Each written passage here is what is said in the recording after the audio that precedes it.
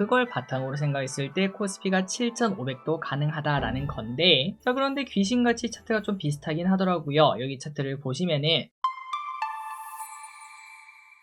네, 안녕하세요. 주식은 역시 기리기리새 기리십니다. 안녕하세요, 여러분들. 자, 이렇게 또 한 주가 끝나게 되었고, 조금은 거친 한 주로 마무리가 되는 모습입니다. 기리분들의 계좌의 피해가 크지 않길 바라고, 그리고 시간이 지나서 한 달 정도 지나고 나면은 이 하락장이 기리분들에게 지나서 보니까, 아유, 그때 내가 잘 대응해가지고 수익이 더 늘었어. 이러한 이야기가 나올 정도로 좋은 대응을 하시길 진심으로 바라면서 오늘의 공부 빠르게 보도록 하겠습니다. 같이 공부하시죠. 렛츠 기릿. 첫 번째입니다. 일단 뭐 좋은 이야기부터 봐야겠죠. 공모주가 대박을 쳤습니다. 그래서 진짜 부럽습니다. 이노테크. 와, 시작과 동시에 그냥 따따블을 찍고 잠시 흔들리는가 싶더니 다시 또 따따블에 잠그는 걸 확인할 수 있었어요. 그런데 저 기릿은 못 받았죠.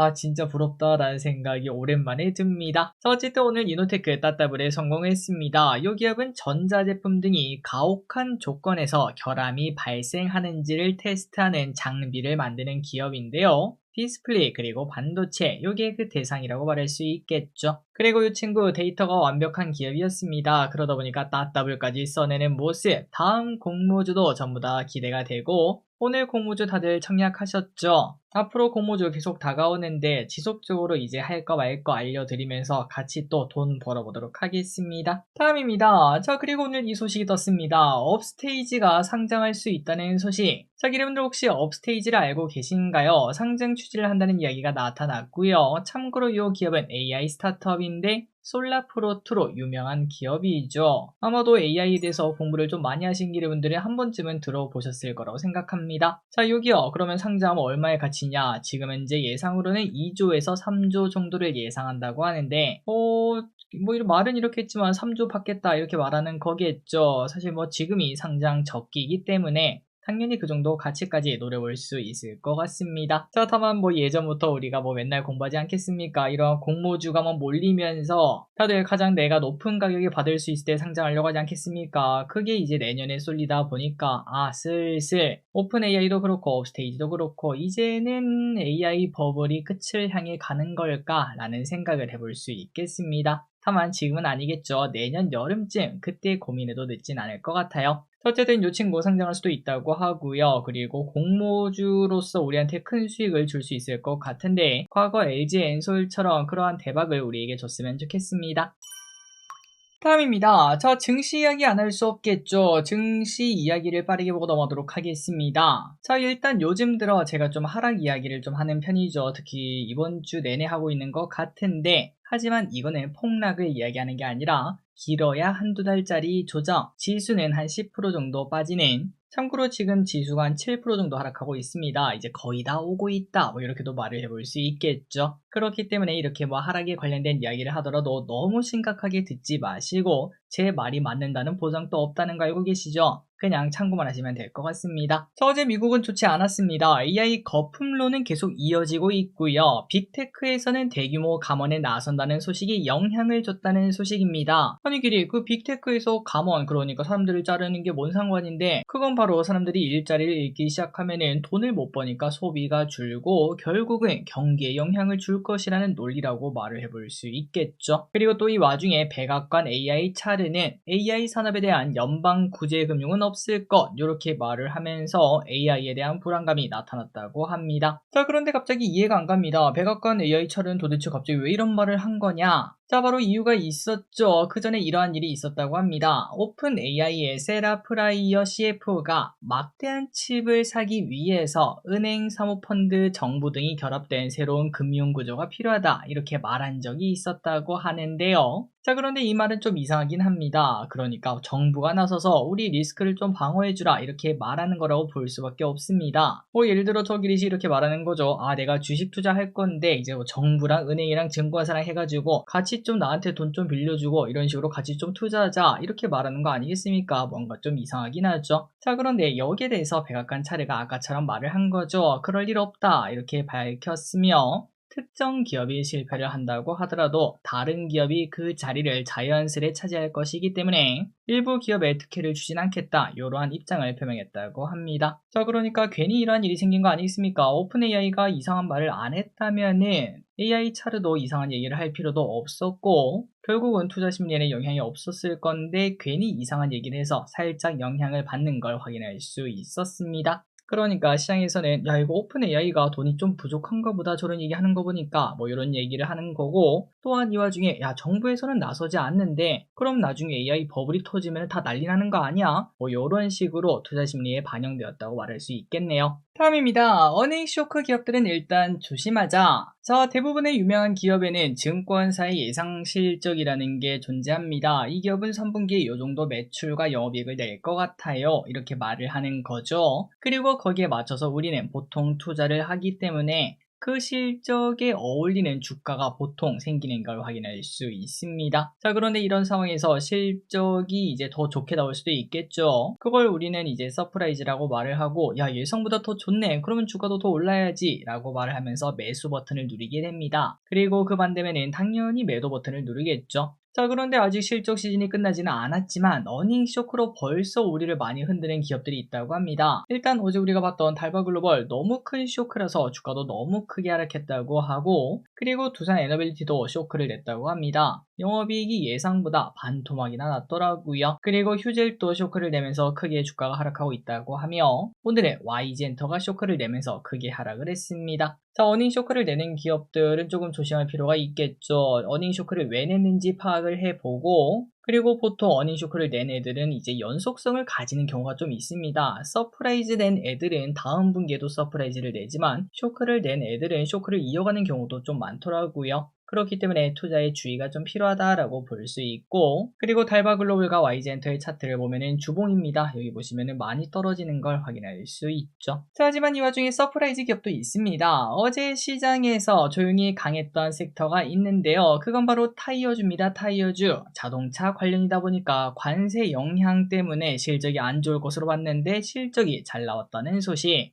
어제 넥센타이어, 금호타이어, 한국타이어테크놀로지 모두 주가가 좋은 흐름을 나타냈다고 하고요. 3분기 서프라이즈가 그 이유라고 해요. 그렇다면 이 친구들은 실적이 왜 좋았습니까? 바로 관세 부담 때문에 오히려 그 타이어 가격을 올려 잡았다고 합니다. 그러면 당연히 아유, 타이어가 많이 비싸네 라고 말을 하면서 타이어 판매량이 떨어져야 되지 않겠습니까? 하지만 그게 견조하게 나타나면서 여전히 잘 팔리면서 이익이 좋았다고 하네요. 자, 그래서 뭐 넥센타이어 그리고 한국타이어테크놀로지 주봉을 보시면 최근 들어 주가가 슬금슬금 올라가는 건 확인할 수 있습니다. 다만 주도주 쪽은 아니다 보니까 아마도 기름들은 크게 관심이 없을 것 같긴 해요. 다음입니다. 7,500 가면은 뭐가 올라요? 자, 어제 우리는 KB증권의 7,500서를 봤었습니다. 그렇다면 어떤 주식이 오른다는 걸까요? 한번 보도록 할게요. 자, 일단 내년 코스피는 반도체 그리고 전력이 견인할 것으로 예상한다고 해요. 그래서 일단 반도체, 원전, 방산증권 요거를 관심있게 보라고 하고요. 그리고 주식으로 봤을 때는 삼성전자, 하이닉스, 두산에너빌리티, 한국전력, 현대건설, 현대로템, 한국금융지주 요거를 추천했다고 합니다. 이 부분 참고하시면 될 것 같습니다. 자, 그리고 이거는 KB증권이 말하는 건데요. 지금 현재 코스피의 흐름은 과거 3조 호황이랑 비슷하다 이렇게 얘기를 하고 있습니다. 그걸 바탕으로 생각했을 때 코스피가 7,500도 가능하다라는 건데, 자, 그런데 귀신같이 차트가 좀 비슷하긴 하더라고요. 여기 차트를 보시면은 1985년부터 86년 그때 당시의 코스피입니다. 이런 식으로 바닥에 깔려 있다가 쭉 올라가다가 조정받았다가 다시 또 급등했다가 조정받았다가 급등했다가 뭐 이런 식으로 계속 올라가요. 그런 것처럼 지금 또 딱 여기가 아니겠느냐라고 말을 하는 걸 확인할 수 있습니다. 그리고 그때 당시 멀리서 보면 진짜 별거 아니잖아요. 그런데 이때 하락폭을 보면 한 달 동안 마이너스 11% 정도 빠졌다가 다시 이렇게 올라가는 모습을 나타냈다고 해요. 자, 그래서 지금 또 이제 그런 흐름이 나타나지 않겠나 이러한 얘기를 하고 있는 걸 확인할 수 있고, 그리고 개인적으로 저 기릿이 생각했을 때도 뭐 이런 차트라고 생각합니다. 한 달 만에 반등하는지는 잘 모르겠지만 그래도 11월, 12월쯤 되면은 이제 저점을 좀 다지고 이제 오른쪽으로 좀 기어가다가 내년 1월부터 다시 또 쭉 올라가는 모습이 나타나지 않을까라고 생각하고 있어요. 그리고 지금 현재 지수가 한 7% 정도 빠졌으니까 슬슬 3,800이 가까워지면 가까워질수록 이제 현금을 좀 써볼까 이러한 고민을 해볼 수 있겠죠. 슬슬 현금을 갖고 계시다면은 다음 주에 혹시나 조금 더 빠진다면은 조금 더 용기를 내볼 필요가 있을 것 같고, 그리고 삼성전자와 투사에너빌리티를 보시면 일단 21선이 깨지는 모습입니다. 그리고 보통 이러한 차트는 이제 하락하다가 다시 올라서 21선 터치하고 한 번 더 하락했다가 그리고 61선 만날 때쯤 이제 슬금슬금 다시 올라가는 그러한 모습을 나타내거든요. 그래서 그냥 차트만 봤을 때, 그리고 요 기업들이 내년에 더 올라가 있을 거라는 예상을 했을 때 삼성전자 같은 경우에는 이제 9만원에서 95,000원 사이, 투사에너빌리티 같은 경우에는 7만원에서 75,000원 사이, 딱 요 정도 가격대에서는 이제는 좀 떨어지더라도 용기를 내서 조금씩 줍줍 해보는, 다만 그렇다고 하루에 뭐 다 사거나 그러면 안 되겠죠. 줍줍입니다. 말 그대로 줍줍. 하루에 한 개씩 사거나, 내가 만약에 한 10개를 살 거다. 그렇다면 열흘에 나눠서 하나씩 사는 게 가장 안전한 투자라고도 말을 해볼 수 있겠죠. 어쨌든 좀 가파른 조정이 이어지면서 며칠 만에 많이 빠졌습니다. 슬슬 기회가 다가오고 있다는 것도 생각하시면 될 것 같습니다. 다음 주에 일단 보면서 계속 저도 체크해 보도록 할게요. 다음입니다. 일론 머스크, 나는 이제 조만장자다. 테슬라는 시간에서 급등했다고 합니다. 뭐 급등이라고 해봐야 1%밖에 오르지 않았지만 그래도 머스크의 1조 달러 보상 패키지가 승인이 되었다는 소식이에요. 찬성률도 많이 높았습니다. 75%의 찬성이 나타나면서 야, 주가만 그냥 올려봐. 네가 많이 가져가도 나는 아무 신경 안 쓴다. 이런 분위기가 나왔습니다. 자, 과연 머스크는 향후 10년간 테슬라를 꿈의 기업으로 바꿀 수 있을지, 그리고 지금은 전기차 기업이지만 10년 뒤에는 이제 메인은 로봇으로 바뀌는 그런 기업이 될 수 있을지 한번 보도록 하겠습니다. 다음입니다. 머스크 스페이스X 상장할 듯. 그리고 머스크 소식이 하나 더 있습니다. 일단은 머스크가 스페이스X를 상장 검토하고 있다라는 이야기가 나타났는데요. 테슬라 주주가 참여해라 이러한 이야기도 했다고 하니까 참고하시면 될 것 같습니다. 참고로 스페이스X의 가치는 4천억 달러,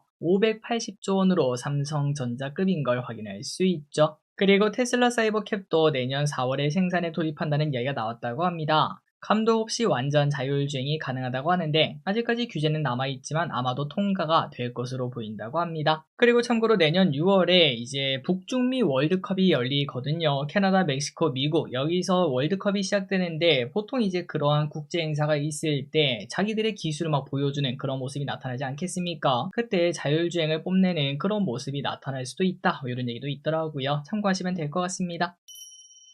다음입니다. 미국에서는 위고비 가격이나 우리나라도 했으면 좋겠다라는 생각이 드는 정책입니다. 미국에서는 원래라면은 월 150만원 정도 들었던 위고비 가격이 앞으로는 50만원 수준으로 낮춰질 것으로 보인다고 하는군요. 트럼프는 비만약 제조사와 합의를 했다고 하고, 특히 65세 이상 노인, 특정 장애인, 저소득층 대상자에게는 본인 부담금이 $50까지 내려갈 수도 있다고 합니다. 자, 비만은 만병의 근원이라고 하죠. 특히 비만 인구가 많은 미국은 건강해지는 기회가 아닌가라는 생각이 드네요. 다음 소식입니다. 애플 휴머노이드 로봇 사업이 메인이다. 자, 애플하면은 뭐 아이폰 아니겠습니까? 하지만 이제 미래는 아이폰이 중심이 아니라 휴머노이드 로봇이 중심이 될 수도 있다고 합니다. 모건 스탠리가 리포트를 냈는데요. 모건 스탠리는 로봇 사업 가치가 매우 크다고 평가했고, 오는 2040년 좀 멀긴 하지만 그때 로봇 관련 수익만 1,300억 달러가 가능하다, 이러한 얘기를 했다고 합니다. 참고로 이 1,300억 달러는 한국 돈으로 189조 원 수준이고 전체 휴머노이드 시장의 9%의 점유율을 차지했을 때 이러한 결과값이 나왔다고 하네요. 물론 먼 미래긴 하지만 애플도 새로운 시장, 로봇 아니겠습니까? 로봇을 위해서 열심히 준비하고 있나 봅니다. 마지막 소식입니다. 비트코인 목표가 수정합니다. 돈나무 언니는 한때 비트코인이 21억까지 간다 라고 외쳤던 적이 있었는데요. 하지만 이제는 눈높이를 좀 낮췄다고 해요. 한 인터뷰에서 과거의 전망은 수정될 수 있다고 밝혔고, 그렇다면 수정한 이유가 뭡니까? 비트코인의 역할을 스테이블코인이 어느 정도 대신할 수 있기 때문이라고 합니다. 자, 그래서 그런 걸까요? 스테이블코인이 집중을 받는 순간부터 코인 시장이 좀 힘이 빠지는 모습이 나타났고, 그리고 올해 초에는 양자모가 발전하면 발전할수록 코인의 힘이 줄어든다는 이야기도 나오지 않았겠습니까? 앞으로 코인은 좀 힘이 없을 수도 있겠다, 이런 생각도 살짝 들었습니다. 자, 오늘의 공부 여기까지 끝났습니다. 이번 주 진짜 고생 많으셨고요. 다음 주에도 이 하락이 조금 더 이어질 수는 있겠지만, 하지만 12월쯤 되면은 이 하락을 전부 다 회복하는 그러한 상승이 나타날 거라고 생각합니다. 그렇기 때문에 이번 하락이 기르분들의 포트폴리오 조정 혹은 현금이 있다면 좋은 기회로 매수하는 그런 기회가 되길 바라며 오늘의 공부 마무리해 보도록 하겠습니다. 지금까지 길이셨습니다. 빠이요.